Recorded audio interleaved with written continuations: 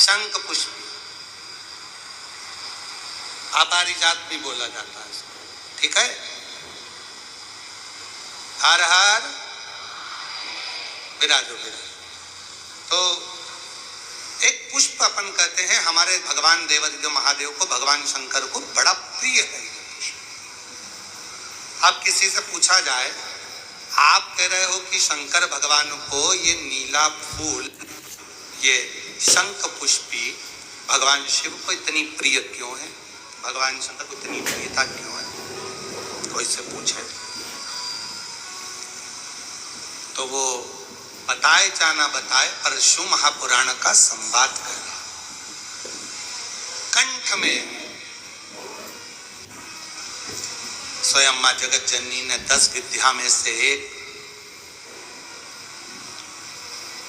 मां को याद किया और मां तारा का एक स्वरूप मां सरस्वती के रूप में विराजमान हो गया। कंठ में रहने से विष की तपन के कारण, कंठ में रहने से विष की तपन के कारण उनका स्वरूप नीला पड़ गया। और जब उनका स्वरूप नीला पड़ गया तो भगवान देवादिदेव महादेव ने कहा, सुनो पार्वती, संसार के लोग, भूमंडल में रहने वाला यदि कोई भी मानव जिसकी विवेकता, बुद्धि, विचार, सोच, ज्ञान थोड़ा सा भी अगर उसमें कम है तो वो नील सरस्वती का यदि आवाहन करे, मां नील सरस्वती स्तोत्र का पाठ करे, मां नील सरस्वती की स्मरण करे, तो उसकी विवेक, उसकी बुद्धि तीव्र होती है, श्रेष्ठ होती है। और सुनो पार्वती, यदि मान लो कोई नील सरस्वती का स्तोत्र का पाठ नहीं कर पाए, आराधना नहीं कर पाए, साधना नहीं कर पाए, स्मरण ना कर पाए, अगर कोई बच्चा एक